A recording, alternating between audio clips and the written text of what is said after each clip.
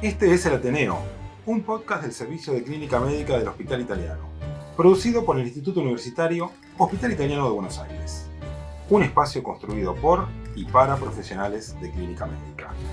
Mi nombre es Javier Pollán, soy médico clínico del Hospital Italiano y les doy la bienvenida a un episodio en el que revisaremos distintos aspectos relevantes y de actualidad de nuestra especialidad y de la medicina en general. Hola, mi nombre es Javier Pollán, yo soy el jefe de servicio de clínica médica del Hospital Italiano de Buenos Aires y estoy acá con el doctor Marcelo Serra, que es médico de planta del servicio de clínica médica y director de la unidad de telangiectasia hemorrágica hereditaria y del programa de enfermedades raras del Hospital Italiano. Bienvenido. Muchas gracias. Hoy vamos a tocar un tema que es conceptos que para mí me parecen muy importantes en una charla que vos diste en el Hospital de Anemia Ferropénica, que aunque parezca una cosa sencilla, todos los días en el consultorio nos consultan personas que refieren tener anemia solo por el hecho, por ejemplo, de tener los glóbulos rojos bajos. Inclusive médicos nos derivan pacientes con sospecha de anemia que no tienen un adecuado diagnóstico.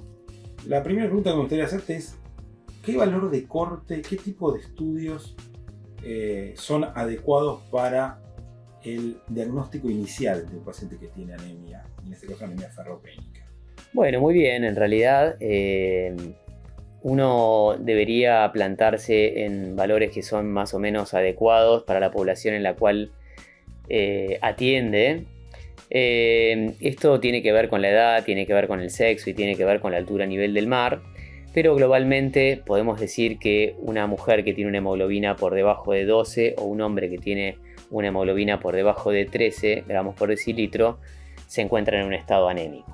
A partir de ahí, por supuesto, debemos investigar cuáles son las causas de la anemia y uno de los estudios primariamente que uno se plantea y que puede ya estimarlos por los índices hematimétricos es el estudio del metabolismo del hierro, como para poder definir si esa anemia es o no por déficit de hierro. En cuanto a los valores que se establecen para determinar el déficit del hierro, esencialmente usamos la ferritina como el valor más fidedigno y ponemos un valor de corte de 30 microgramos para poder definir si existe ferropenia o no, y luego nos apoyamos con otros parámetros como la saturación de la transferrina, la ferremia o la transferrina. La saturación de la transferrina normalmente debería estar por arriba de 16% o en algunas situaciones por arriba de 20%. Sirven como valores de apoyo especialmente en aquellos pacientes en los cuales la ferritina puede estar elevada por otras causas. Luego la sideremia tiene poco valor porque varía a lo largo del día, incluso con diferentes ingestas alimentarias, y la transferrina suele elevarse en los estados ferropénicos. Con eso más o menos podemos tener una aproximación para empezar a pensar en anemia ferropénica. Muy bien, muy bien. Ahí empezaste a sugerir que los niveles de ferritina podrían no ser exactamente iguales para el diagnóstico de ferropénica en distintas, digamos, poblaciones o pacientes con distintas comorbilidades, ¿verdad? Sí, en realidad la ferritina como reactante de fase aguda puede estar elevado sin existir ferropenia como causa, digamos sin existir suficientes reservas de hierro.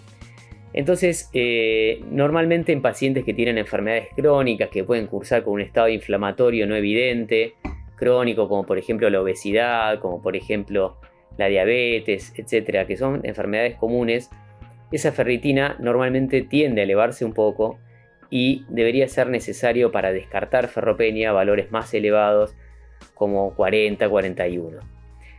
Luego existen algunas situaciones especiales en los cuales se exigen valores de ferritina realmente mucho más elevados, como la insuficiencia renal crónica o la insuficiencia cardíaca, en los que la ferritina debería estar, para estar seguros de que no existe ferropenia, por arriba de 300, pero son situaciones más excepcionales. En cuanto a los valores que debemos manejar en la población general, cuando existen trastornos crónicos o inflamación crónica, ese tipo de entidades clínicas conducen a distintos mecanismos que frenan a la entrega de hierro hacia el eritrón y la eritropoyesis, con lo cual empieza a existir lo que llamamos y conocemos como anemia de trastornos crónicos, y en ese escenario es un poco más difícil poder discriminar entre ferropenia y no ferropenia. ¿Tenés algunos otros valores, amén de la ferritina en ese caso, que te pueden ayudar o simplemente es, como decías, la elevación del valor de corte? Bueno, en realidad en la anemia de trastornos crónicos nosotros debemos pensar en que entre 30 y 100 microgramos de ferritina podría existir déficit de hierro. Luego por arriba de 100 no existe. La saturación de la transferrina en este caso siempre o puede estar por debajo de 20% e incluso no existir ferropenia, y puede ayudar los reactantes de fase aguda como la proteína C reactiva para poder determinar si existe o no algún estado de inflamación crónica, que en general más de 5 microgramos. Es decir que cuando el paciente presenta una ferritina por arriba de 100, descartamos ferropenia. Cuando está entre 30 y 100 podría existir ferropenia, entonces vamos a mirar la saturación de la transferrina, y cuando el paciente tiene menos de 30 y la saturación de la transferrina, por supuesto, suele estar descendida, ahí podemos definir ferropenia incluso en presencia de anemia de trastornos crónicos.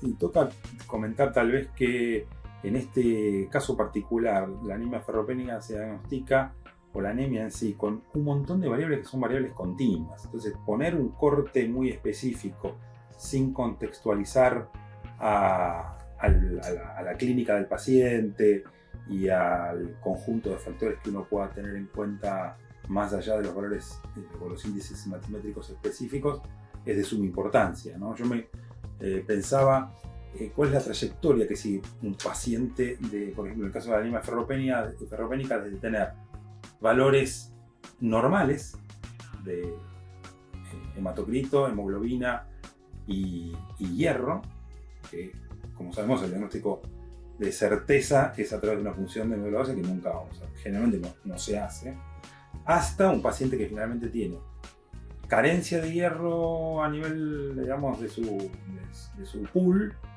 y anemia importante. O sea, vamos desde lo normal hasta la anemia absoluta. ¿Cuál es esa trayectoria que va siguiendo un paciente? Bueno, lo primero que nosotros vemos es la depresión de hierro, que a veces puede hacerse manifiesta clínicamente o no.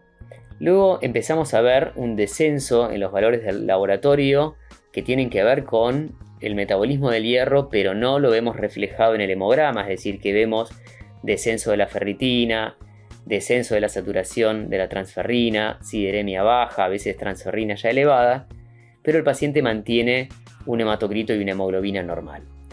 A ese estado se le conoce como estado ferropénico no anémico, y lo que tenemos que considerar es que si esa situación se mantiene en el tiempo, si no se compensa con un aporte adicional de hierro, el paciente va a terminar desarrollando anemia ferropénica.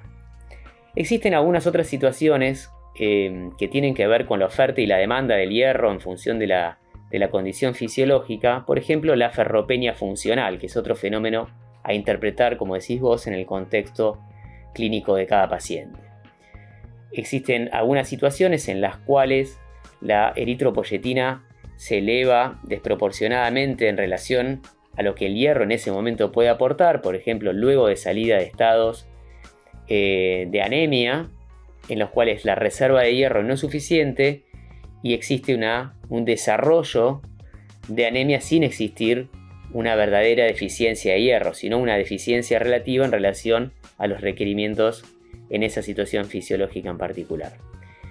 Luego existe un fenómeno que es la eritropoyesis restringida de hierro, es decir, que no existe una buena entrega de hierro al eritrón para poder desarrollar una eritropoyesis eficaz en función de algunos bloqueos, sobre todo por fenómenos inflamatorios, y más raramente una anemia refractaria al hierro, que son aquellos pacientes que tienen mutaciones o algunos desarreglos genéticos que impiden una absorción adecuada de hierro, sobre todo por vía oral. En general, esos pacientes corrigen casi exclusivamente con hierro endovenoso. Pero sí es importante entender que no debemos esperar que el hematocrito o la hemoglobina desciendan como para poder definir ferropenia o una anemia ferropénica en puerta. Lo que me querés decir ahí es que hay pacientes que aún sin tener anemia, y tal vez repasando un poco lo que dijiste, pueden tener síntomas simplemente por tener ferropenia, y que a esos pacientes posiblemente el tratamiento con hierro puede hacerles de beneficio, aún en pacientes que no tienen grandes enfermedades comórbidas.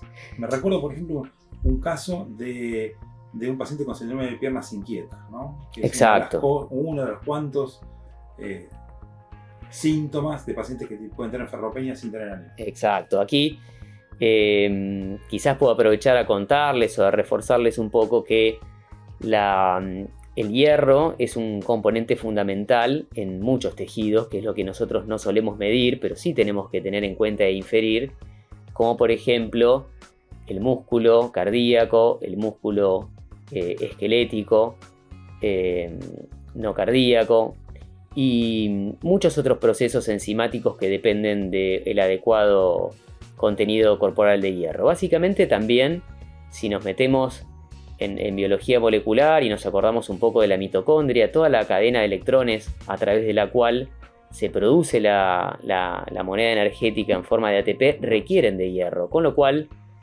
todo este metabolismo en estados de ferropenia, sobre todo cuando se hace profunda o sostenida, realmente hacen que las personas sientan, más allá de los valores de hemoglobina, un déficit en su desempeño en general.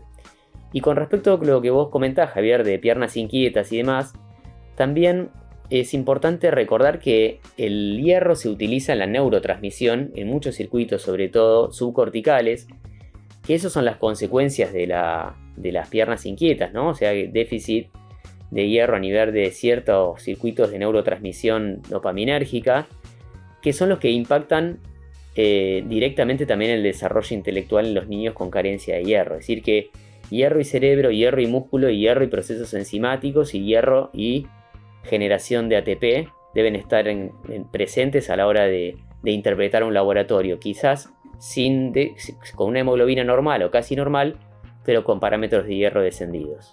Antes de meternos un poquitito en el tratamiento de la ferropenia, danos dos recomendaciones del hacer y del no hacer cuando encaramos el diagnóstico de un paciente que tiene una anemia ferropénica.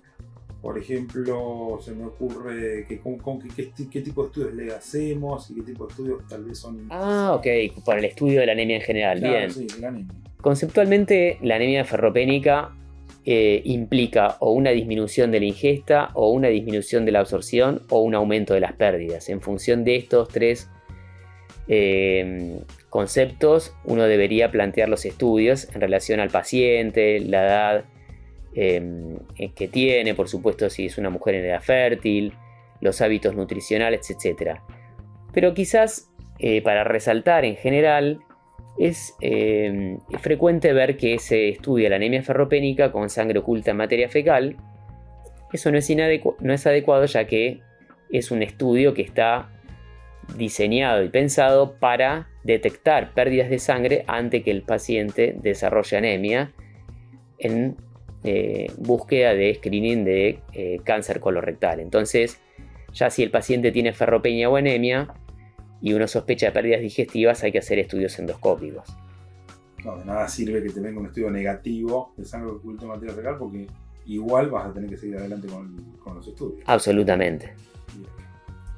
Bueno, y yendo al tratamiento, tenemos como tres tipos clásicas de formulaciones o de vías de administración, ¿no? La vía oral, probablemente la vía más utilizada, sobre todo en los pacientes que tienen anemias sin muchas comorbilidades o anemias leves a moderadas. La vía intramuscular, que me gustaría que nos digas algún pensamiento o alguna reflexión respecto de la misma, y la vía endovenosa, que es cada vez más utilizada. Bien, la vía oral es la vía de preferencia. Ahora les cuento un poquito cómo nos manejamos. la vía intramuscular debería, no digo erradicarse, pero tratar de utilizarse como último recurso, ya que tiene muchos efectos adversos, desde efectos adversos estéticos, dolor, puerta de infecciones, etc. Y la vía endovenosa, que tiene también sus ventajas. La vía oral, las ventajas que tiene es que es muy sencilla de administrar, es económica, suele ser efectiva, excepto pacientes que tienen altas pérdidas. La única contra es la alta intolerancia digestiva que tiene el hierro, y por eso hay distintas formulaciones. Cuanto más alta es la cantidad de hierro que damos por boca, más alta es la posibilidad de intolerancia. Por eso existen esquemas también de días alternos que podrían tener casi la misma eficacia que con una ingesta todos los días. Y por supuesto que el paciente o los pacientes deben recordar una alta ingesta en alimentos con alto contenido de hierro hemo, como los alimentos de origen animal.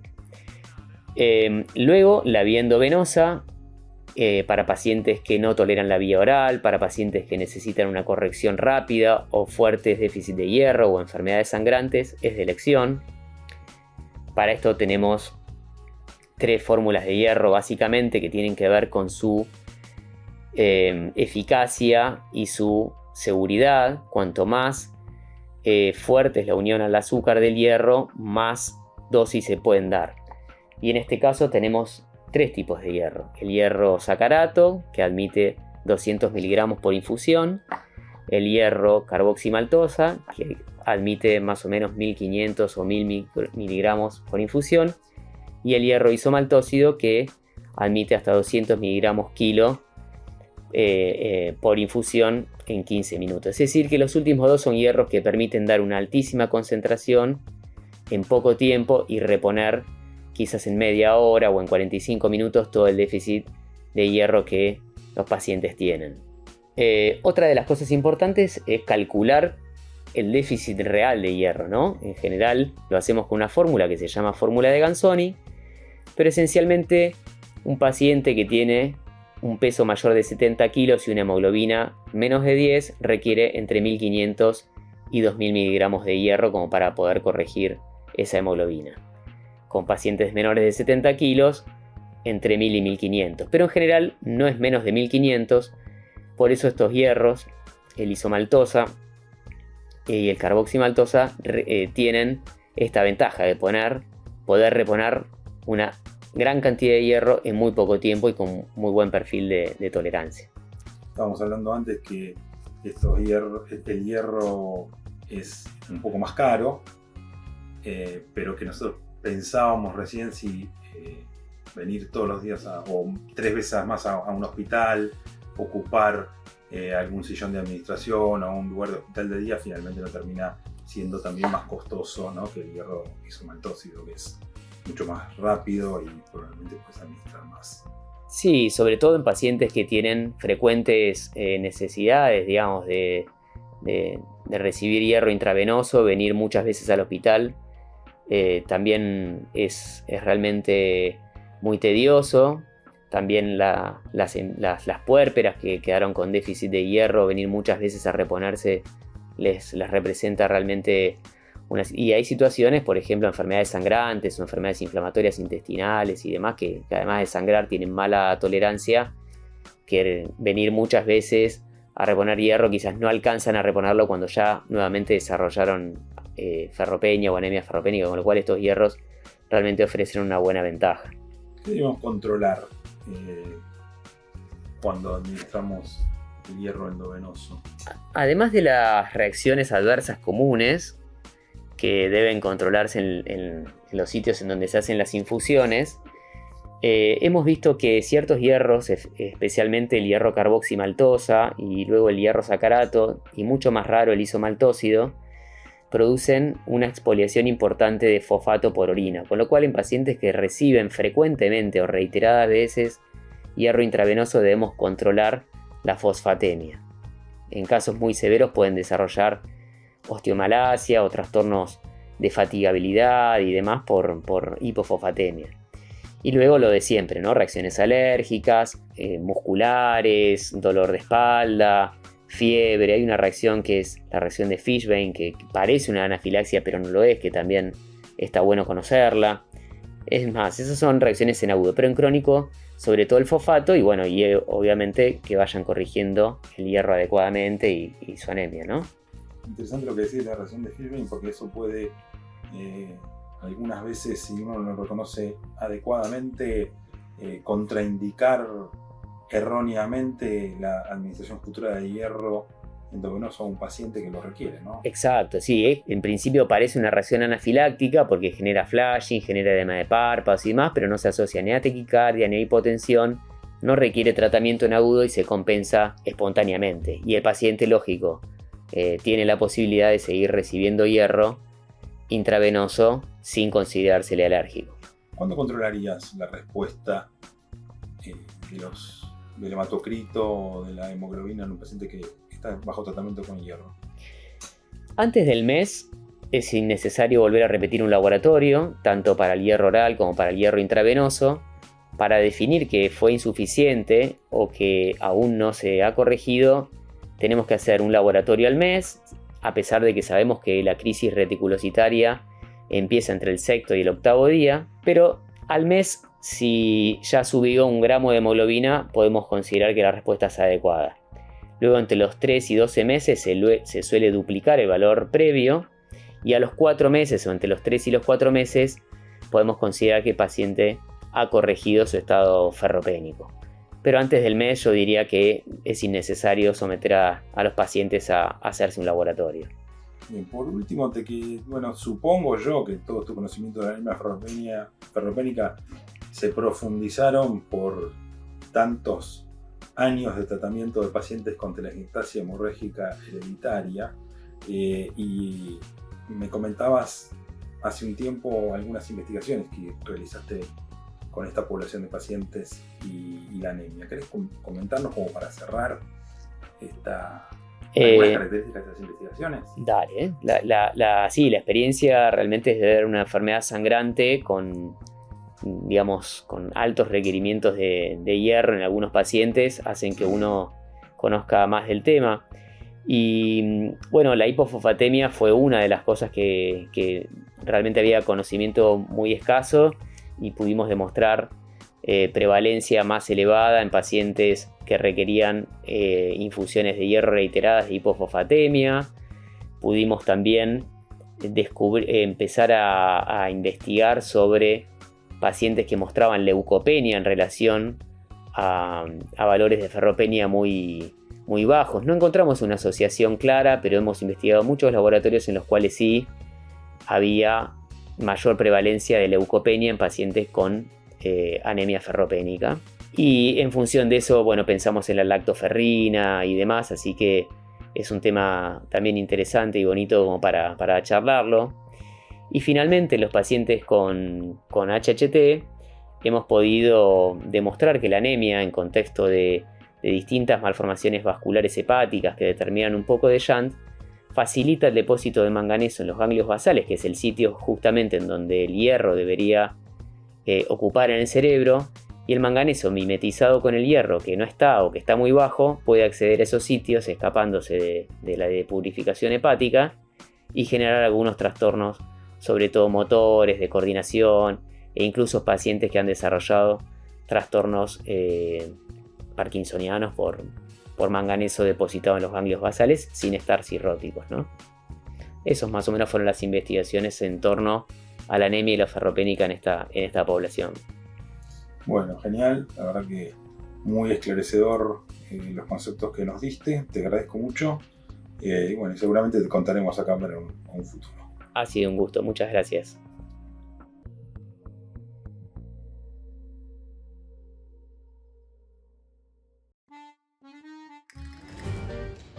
Esto fue El Ateneo, un podcast del Servicio de Clínica Médica del Hospital Italiano, producido por el Instituto Universitario Hospital Italiano de Buenos Aires.